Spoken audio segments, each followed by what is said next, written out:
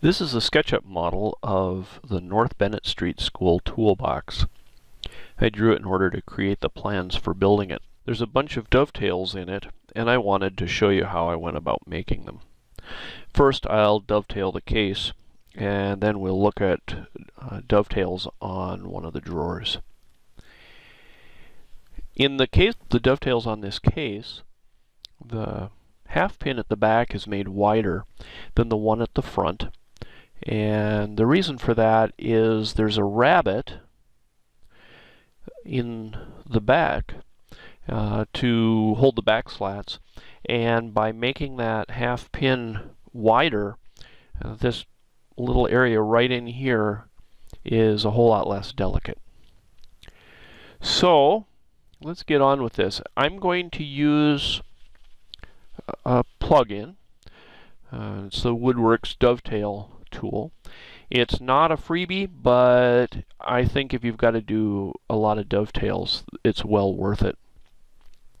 Now, one thing about the extension is that it will let you set the width of the half pins differently, or the end pins differently than the regular pins, but it makes both of them the same.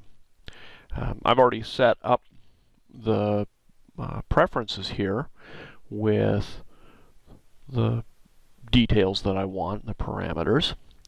I'm going to cancel that for the moment, and I'm going to make a little modification to the case, and that's because of that half pin width.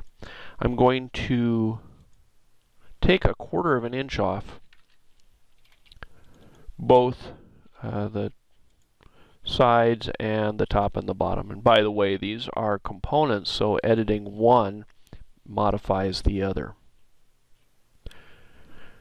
So now I'm going to, let's cut tails first on this, because I'm going to do pins first on the drawer. And I know Matt did pins first on the case. So here's the starting the tool, and it doesn't matter whether we start at the front or the back, but we'll start there, and we'll come up here to the front. And so there's the tails cut. You can see that that half socket here and the one here are the same. And then I'll just go ahead and do this at the other end of the board while it's open for editing. And of course, the bottom is done as well. So that part's finished. While I've got this open for editing, I'm going to go ahead and switch to the push-pull tool, and I'm going to pull that back out 1/4 of an inch. Now I can switch to editing the side, and we'll start that dovetail tool again, and basically I'm going to do what I just did there and here, and now I'm only going to the back edge of the side and then come out here to the front, and again I'm going to switch, just hit the P key to get push-pull, and I'm going to bring that back out.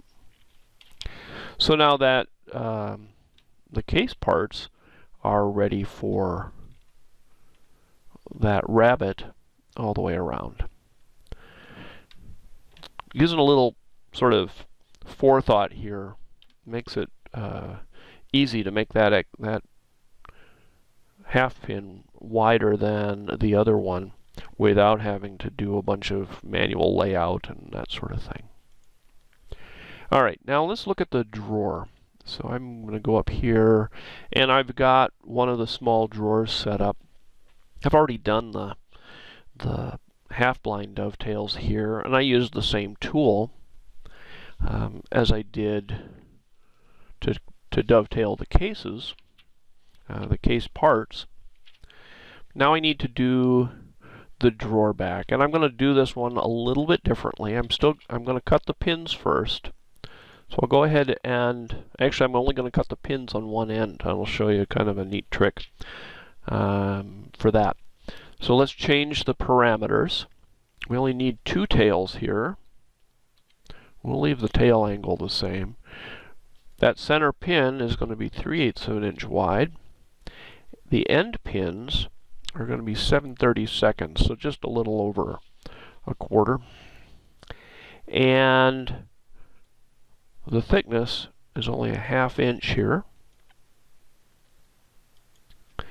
And I'll just put that in. I didn't change the number of sides though. Let's undo that. Change that to 2.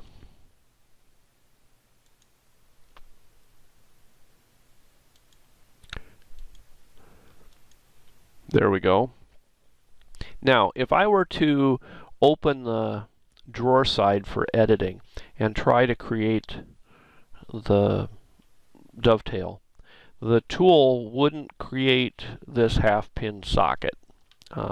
It wants that last socket to be right on the edge of the board, and we don't want it down here below the drawer bottom.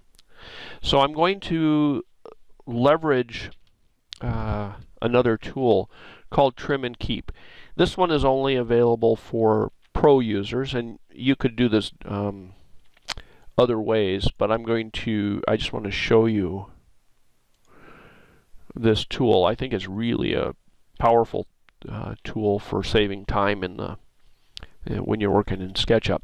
I've made a copy of the component up here, and now I'm going to start that tool. I have a keyboard shortcut for it, and I'm going to use the back to trim the side, and there it's cut my sockets perfectly.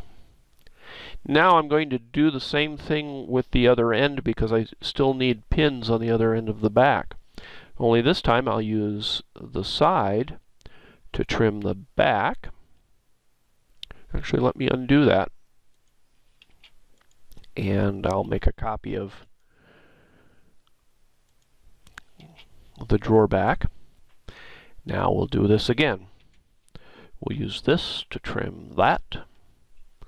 And now I've got a perfectly matched set of pins on the back, and we're finished with those. And there's my drawer all finished. So I'm just leveraging some tools to save a bunch of time in the shop or in SketchUp that will get me to the shop a lot faster. You might want to check out those extensions and think about ways you can speed up your drawing when you get to SketchUp.